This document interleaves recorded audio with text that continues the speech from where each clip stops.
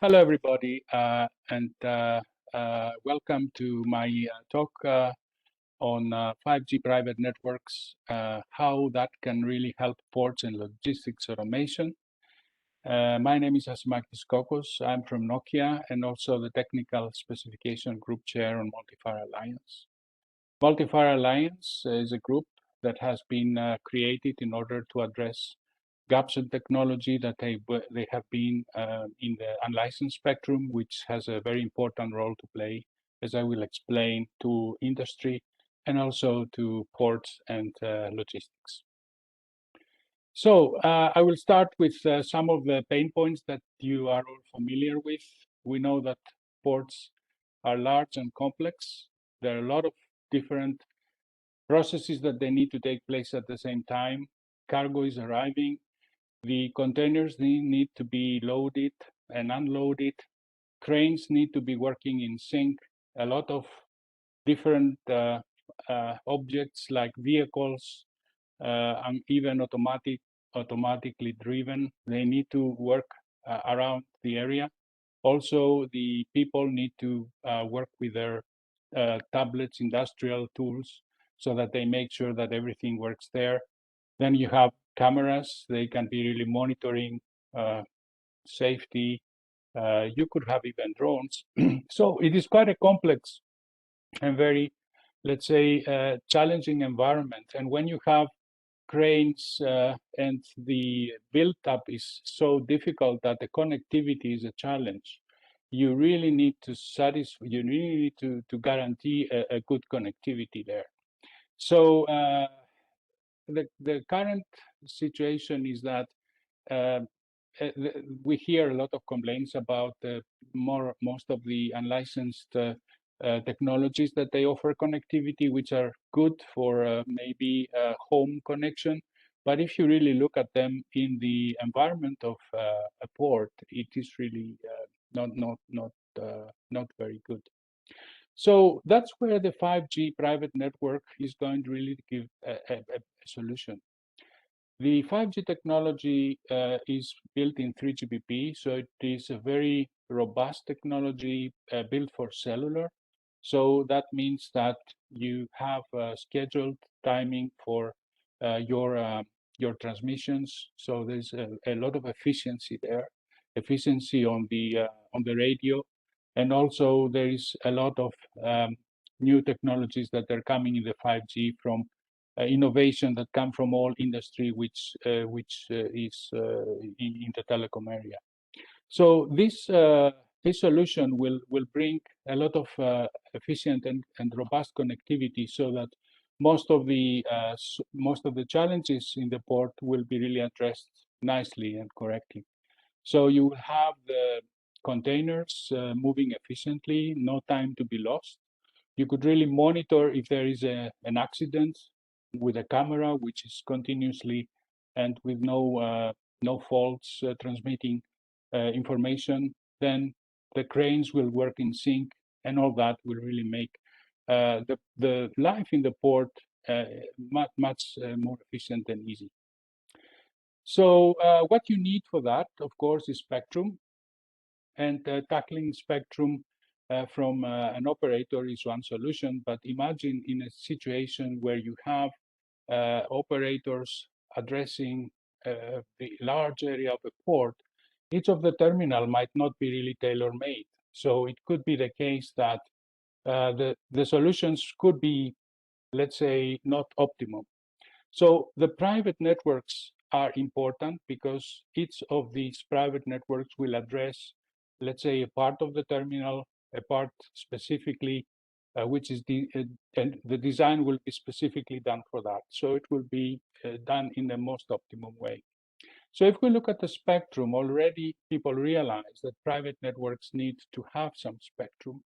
And already there are initiatives that we have spectrum in countries like in US, we have CBRS. We have in Germany 3.6, 3.7 gigahertz for industrial use. There is also spectrum shared opportunities in the world. So in UK, you have also sharing spectrum between the CSPs and the enterprises. And also in Japan, 1.9 gigahertz. It is shared between DECT and multiplier. So there is a lot of understanding that this is the trend. So you need to have spectrum, but additionally, you have 5 gigahertz unlicensed spectrum, which is quite, I think it's about 500 megahertz. It's quite a big chunk.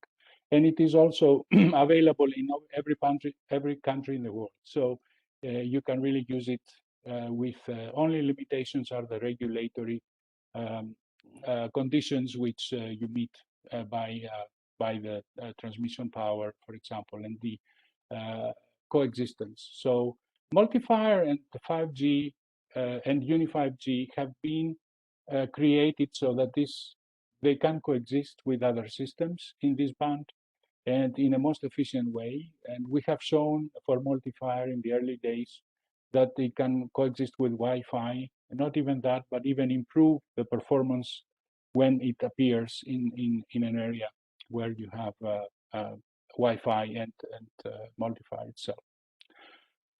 So what has multiplier done is multiplier Alliance done is we created multiplier as the first standard to basically address the gap that technology was not there for an unlicensed system which had a 3GPP background.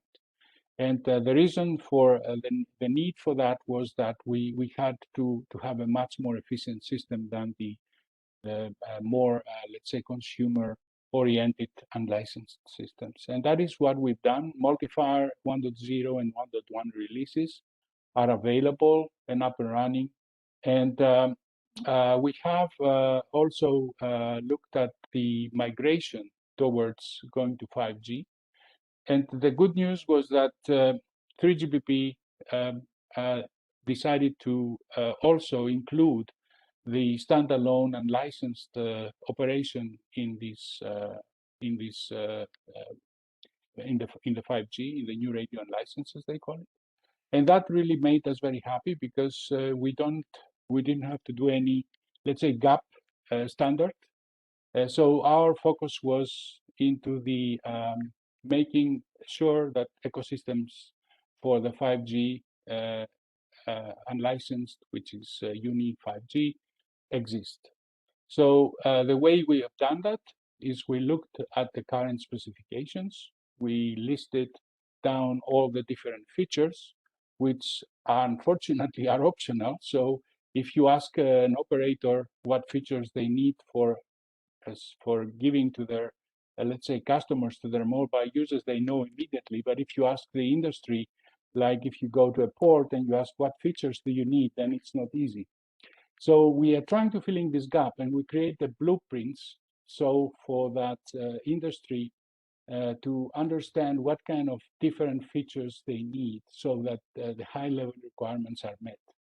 And that is the area that we will be doing by addressing and defining profiles for different systems in Uni 5G. And that is work ongoing right now in the Multiplier Alliance.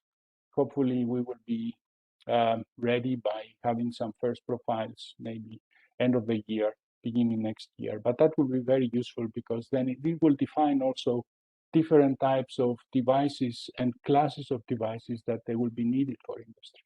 So we don't only have to depend on what exists in the mobile world from the consumer point of view, but we will have our own specific devices that are necessary for making our making efficient use in the industry.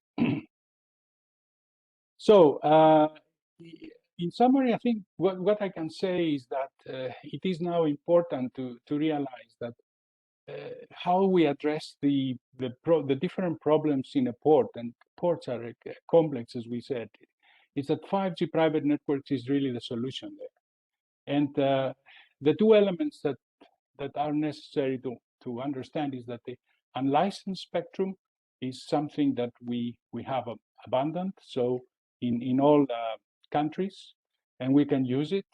And we have now the technology that can work in this spectrum, multiplier and Uni 5G, which can really bring the benefits and the robustness of a cellular system that is really designed to make sure that everything runs in a very efficient way.